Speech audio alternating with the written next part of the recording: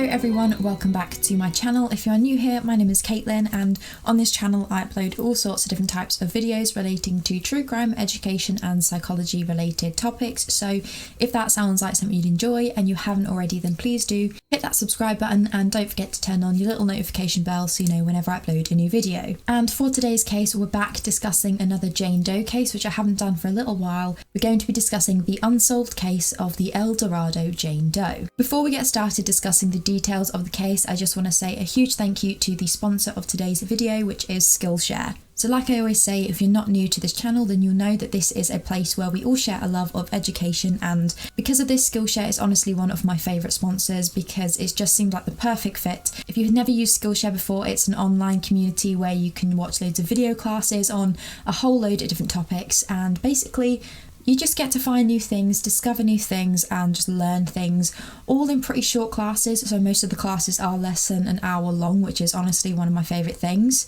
And whenever I do a video in collaboration with Skillshare, I like to tell you guys what class I've been loving, which is my favourite at the minute. And at the minute, my absolute favourite class that I've really enjoyed is one called How to Organise Your Workflow to Maximise Productivity. So it is a little bit of a longer class, but it's really useful if you're like me and you're always looking for ways to organise your working life and sort of maximise your productivity in a working day. And obviously with them being the sponsor of today's video, they're bringing you guys a special offer, so I'll have all the details in the description below, but essentially the first 1,000 of my subscribers that click the link in the description will get a free trial of the Skillshare premium membership, so you can explore your creativity to your heart's content, have a look at their classes. Honestly, I promise you will find something that you enjoy on there. And like I always say to those of you who do make the most of this offer, then please do let me know your favourite classes. I'm always looking to discover more, so let me know some of your guys' recommendations. And a big final thank you to Skillshare for sponsoring today's video. So before we get started, I'm just going to zoom through my usual disclaimer that I like to include at the start of all my videos,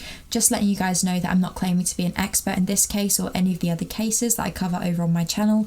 I'm simply relaying the information I'm able to find myself through research of certain sources on the internet, and because only certain sources are accessible to me, it means I may get things wrong, leave things out or mispronounce things. I apologise if I do any of those things. I'm not trying to cause anyone any harm or an injustice. I'm simply working with the information that I have available to me. So with all that being said, let's just go ahead and get started discussing the case of the El Dorado Jane Doe. On the 10th of July 1991, an unidentified female victim was found in room 121 of the Whitehall Motel in El Dorado, Arkansas. An autopsy was carried out on the set of remains and confirmed that she had died as a result of a gunshot wound to the head, as well as her having suffered a broken neck. The victim was described as a Caucasian woman being placed at between 18 and 30 years old, with long brown hair that was previously dyed blonde and blue eyes. She was placed at being between 5'10 and 5'11 inches tall. She was found wearing a pair of acid wash jeans with a black belt, a white t-shirt,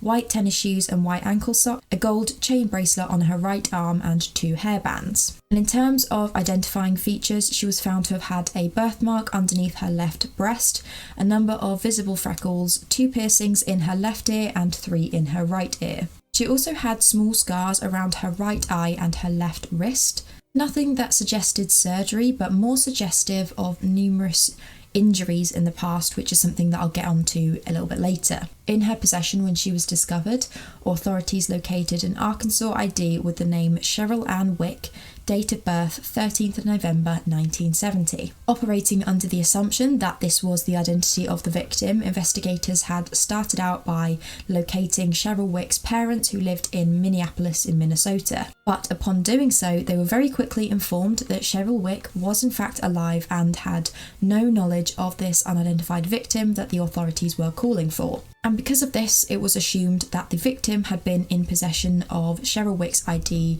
in an attempt to steal her identity. When questioned, Wick had told the authorities that she had her ID card and her social security card stolen while she was working in a club in Minneapolis called Party Time. And upon further digging, they did also find Cheryl Wick's social security card. But these cards had not been the only items found in the same location as this set of remains. Authorities came across a selection of seemingly random pieces of paper, one of them being a poster from something called Boyd Sound Studio in Wiley, Texas, and menus from restaurants called Phillips Waterside, The Raven, Worrell Brothers, and another from a venue in Virginia. They'd also come across a Bible which had contained inside a list of a family who were living in Irving, Texas at the time, as well as a personal journal. This family that had been written down in the Bible had been the Stroud family, consisting of William, Sharon, LaDonna, Johnny, Viola, Donna, Bobby, and Willie Dantzler Sr. As it would turn out, the unnamed victim had lived with this family in Irving for a short while, but she had also told them that her name was Cheryl Ann Wick. They had also told the authorities that she had also informed them previously that she had moved from Minneapolis after having been a runaway from Louisiana. Despite the victim's identity remaining unknown to the investigators, it didn't take long for a story to unravel depicting the last movements of Jane Doe. As it would turn out, the room that she was discovered in was being rented by a man named James McAlinn. When McAlinn was questioned regarding the woman that was discovered in his apartment, they discovered that she'd told him her name was Mercedes and the pair were previously in a relationship.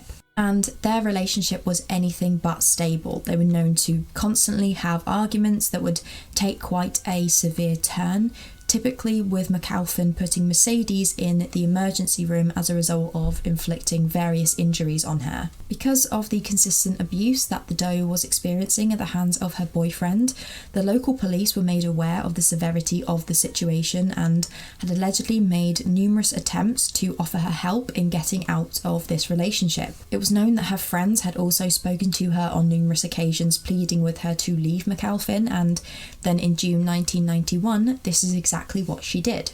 From here, she moved in with a friend called Andrea Cooksey, but McAlinn was soon able to track down her new home and he started to call her obsessively. And when he had learned that she had started dating someone new, his phone calls became increasingly violent, with him regularly threatening to kill her. And then in July of 1991, McAlinn had called the Doe and offered her money if she agreed to go and meet with him. And despite her roommate Andrea having attempted to convince her not to go simply because she was aware of the danger that she could be in, the Doe simply said to her friend that she was going to go in order for her to get this money and send some presents to her children, this being another fact about the Jane Doe that authorities could not confirm. Jane Doe had then left her friend's apartment on foot and headed in the direction of the Whitehall Motel. Authorities had spoken to a neighbour of McAlinn's who also lived in the motel, a man named Roy Charles Menon. And according to Menon, he had knocked on the door of McAlinn's apartment on the night of July 10th in the hopes of speaking to McAlinn and getting him to return the cassette tapes that he had previously lent him. Rather than McAlinn being the one to answer the door, it was actually the Jane Doe, and when he'd asked her for his cassette tapes back, she simply replied by saying, "You need to talk to him," obviously referring to McAlinn. She then pushed past the visitor in order to leave the apartment. But before she'd gotten far, McAlinn had followed her into the car park and proceeded to violently beat her while screaming, "Get back in the room, bitch." He then grabbed her by her hair and dragged her straight back into his room. All while this was occurring, Roy Menon had feared being caught up in the violence and headed back to his own room before locking the door. Before he had decided what he was going to do about the situation, Menon had continued to listen to his neighbour and heard loud back and forth arguing before a loud bang sounding like a gunshot. And from what I've read, there was a lot of people who criticised and shamed Roy Menon for not getting involved and trying to stop whatever was going to occur in his neighbour's room, but I think it does need to be considered that to some extent he would have been extremely fearful for his own safety, and he probably would have had no idea just how far McAlinn would likely take the violence. And Roy Menon had not been the only witness to the murder, as just at that very same moment, Jane Doe's roommate Andrea had been walking by the motel, initially in search of her friend. Andrea had heard the shot coming from inside McAlinn's room and immediately headed to investigate out of fear for her friend, which is when she then saw McAlinn flee the scene. And so when the authorities had pieced all of this together and managed to contact McAlinn, his story told them something completely different. He had told the investigators that Jane Doe, or as he knew her, Mercedes, had committed suicide, something that she had allegedly threatened to do on multiple occasions previously. But the authorities had obviously ignored this version of events, and once the local hospital had confirmed all of the injuries that the Jane Doe had received in the previous months, and their causes likely being abuse, the the authorities knew that they were dealing with a murder and that they already had their perpetrator. James McAlinn ended up being arrested and taken to court on a first-degree murder charge as well as a second-degree battery charge relating to this case. Before being sentenced, he ended up agreeing to a plea deal for a second-degree murder charge and was sentenced to 15 years in prison, although he only ever ended up serving a total of 13 of these. And despite this case being seemingly open and shut with the investigators having found their killer, the big question still remained: who was the El Dorado Jane Doe? So as I said previously, investigators had discovered an ID card as well as a social security card, both with the name Cheryl Ann Wick being printed on them, but they both displayed an image of the victim. I'd also previously mentioned that there was a diary that was found in the room belonging to the victim, and there wasn't a lot of information regarding the contents of this journal shared online, but there are a few details that were released by investigators that could potentially aid the search for an identity. In one entry in the diary dated August of 1990, she had written that she and her boyfriend, who was possibly McAlinn, had been staying with a woman named Gail and a man named Tyrone. She hadn't specified where this was, but in the same entry she had specified that she needed to travel to Texas for a job, so it must have been outside this location. There had been a reference to Gail's grandmother, who was living in Fresno at the time, having suffered a heart attack, and again Gail was referenced when it was implied that she wasn't happy with Jane Doe and her boyfriend staying with them. Unfortunately, this Gail and Tyrone have never been located, so this too was a dead end for the investigators. It was also noted as interesting that the victim had collected menus and posters from different locations, and they considered the possibility of these being relevant or key areas or even depicting some sort of journey that she had made, but nothing solid could be determined. Authorities were eventually able to trace Jane Doe through a number of different identities that she used, including Kelly Lee Carr, or Kelly Carr spelt in multiple different ways, Cheryl Ann Wick, Cheryl Wick, Cheryl Kaufman, Helen Stenner, and Mercedes. It was confirmed that none of these were her true identity, and it seemed clear that Cheryl Ann Wick was the identity that she chose to use the most often. James McAlinn also later told the authorities that the name Helen Stenner was a name created by him for Jane Doe to use as an alias. Because of knowing this selection of identities she would use, authorities were then able to track some of her movements retrospectively. They know that towards the end of the 1980s, she spent some time living in Virginia Beach in Virginia. The next known movement was somewhere between 1990 and 1991 when she was working in a club called Primetime in Little Rock, Arkansas. She'd used the name Kelly Carr to get a job working as a topless dancer, and she'd told these employers that she was originally from Florida. Somewhere around the same time, she'd used the name Cheryl Ann Wick to gain employment at a KFC branch in Dallas in Texas, using the fake social security card that she had in her possession. She then lived with the Stroud family in mid-1990 and stayed with the mentioned Gail and Tyrone around August of that same year. On December 31st, 1990, she was arrested in Dallas on a prostitution charge and provided the authorities with the name Cheryl Ann Wick at the time, and she also claimed to them that she was from Minnesota. When she was asked to provide a last known address, she provided the address for apartment 27 in the La Casita Motel in Dallas, which was a location known to be popular for acts of prostitution. She was then arrested again on January the 26th, 1991 in Dallas for prostitution, and then again on February the 8th on a public lewdness charge in the Carousel Motel in Garland in Texas. It was discovered that at this time she was living in room 66 of the motel and worked as a prostitute using the name Cheryl Ann Wick. Not long after this, she was known to have been in the company of McAlinn in Shreveport in Louisiana, and he had told the authorities that the Jane Doe's mother and sister had paid them a visit at this time. From here, she moved to El Dorado, where there were records of numerous emergency room visits as a result of injuries from domestic battery, where she'd used the name Kelly Carr. In May of 1991, she was arrested for using fraudulent checks in El Dorado, and this was the last known movement of the Jane Doe prior to her death in July of that year. So obviously the main person that could potentially provide investigators with the most useful information regarding her identity was James McAlinn himself.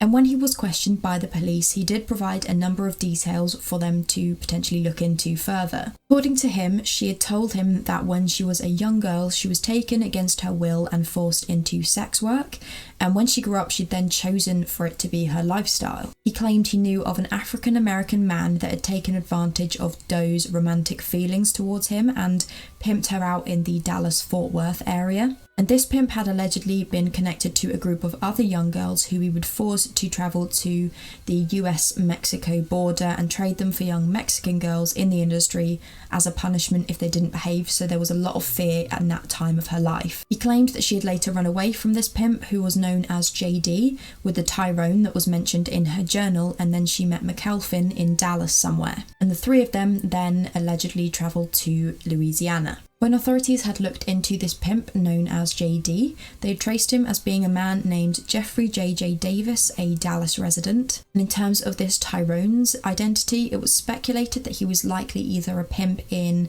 Florida or Louisiana, but nothing, like I said, could be ever confirmed by the authorities. Another interesting claim made by McAlinn had been that the Jane Doe had grown up with the women known as the Fort Worth Trio. So if you're not familiar with this case, again, I'll leave some good videos covering it in the description in detail, but in short, the Fort Worth Three were 17-year-old Mary Rachel Trullicker, 14-year-old Lisa Renee Wilson, and 9-year-old Julianne Mosley. The three girls went missing while they were shopping for Christmas presents in the Seminary South Shopping Center in Fort Worth, Texas on December 23rd, 1974. And according to McAlinn, he and Jane Doe at some point had travelled together and visited the three girls, and he had specified that the Fort Worth Three were growing up in captivity somewhere in the Dallas-Fort Worth area, and they were close to where their parents were living. He went on to say that when they were adults, they then made the decision to enter the world of sex work in that area, as well as claiming that the younger one, who people assume is Julianne Mosley, had also died while giving birth. And none of this can ever be confirmed. It remains a huge question mark whether or not all of these details are accurate, but it does seem interesting that this McAlinn would have so many answers in both this Jane Doe case, as well as the infamous Fort Worth Trio case. As I mentioned briefly, there was a reference to Jane Doe having had kids at some point, as this was her motivation for wanting to go and speak to McAlinn that final time before her death. McAlinn had told investigators that she had in fact 2 kids, and one of these, which he specifically claimed had at that moment been looked after by someone in the Fort Worth area. He'd also made some sort of comment to the authorities about her age, as well as when they'd met he was 26 years old and she was a year or two older than him. There was generally a lot of doubt placed in McAlinn's statements and the reliability of them, simply because he was what's referred to often as a career criminal. So he'd previously been arrested on aggravated assault and firearm possession charges, and so a lot of people just don't hold a lot of credibility to what he's saying. Once McAlinn had served the 13 years in prison for the murder of this Jane Doe, he was arrested in 2011 in Arkansas on a second-degree domestic battery charge. And all of this information regarding Jane Doe's life and background had only been offered by McAlinn once he had been convicted in 2011, and he'd also asked for $4,000 in exchange for this information. In terms of the other people that the Jane Doe was known to have been acquainted with, they all had slightly different stories of what they were told about her and how they met her.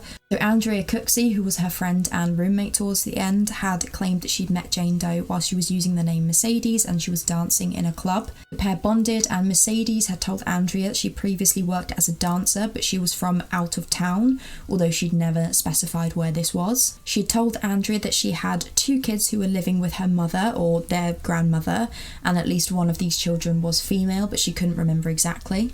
She told her that her relationship with her mother wasn't particularly stable, and because of this she was not able to see her children. Andrea was also aware of the difficulties in Jane Doe's and McAlinn's relationship, and the 2 friends were often fearful of what he would eventually do to her. There was a volunteer at the Salvation Army in El Dorado that came forward and claimed to be familiar with the Jane Doe. This person had told the authorities that she had stayed at the centre in El Dorado for a short period of time in March of 1991, and she'd provided them with the previous address that ended up being the Dallas Life homeless shelter. She'd told this volunteer that her child was taken away from her by social services, and because she was using a different name at the time, she was unable to then get her child back. Aside from these claims, there were numerous people who came forward claiming to have come into contact with Jane Doe at some point and that she'd told them some sort of unusual backstory. These included that she was in the witness protection program and so she couldn't share her real name, and some said that she'd told them that her father was in the mafia and because of this they were in hiding. And over the years, a number of unsolved missing female cases were examined in relation to this Jane Doe in the hopes that someone with an already existing missing persons case file would end up being the true identity of this unknown woman.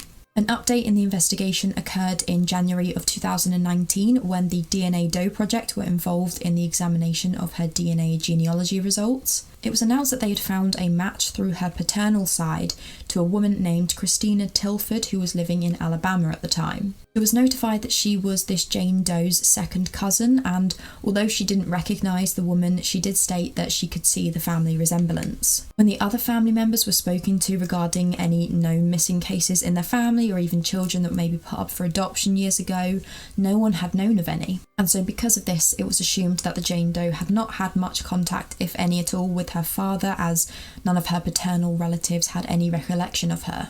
But from what I can gather, the DNA from other family members is being collected in the hopes of more answers being established. As of this month, the El Dorado Jane Doe has remained unidentified for 30 years, and I genuinely believe, as I do with all these Jane and John Doe cases, that there is someone out there that must have some information, that knows something that could help aid the identity of this unknown woman. So that is where I'm going to end today's video. As always, please do leave me your thoughts down below, as well as if you have any research case suggestions. Thank you guys so much for watching, and a huge thank you to Skillshare for being the sponsor of today's video. I hope you guys found this interesting, and I'll see you guys very soon for another video. Thanks for watching. Bye.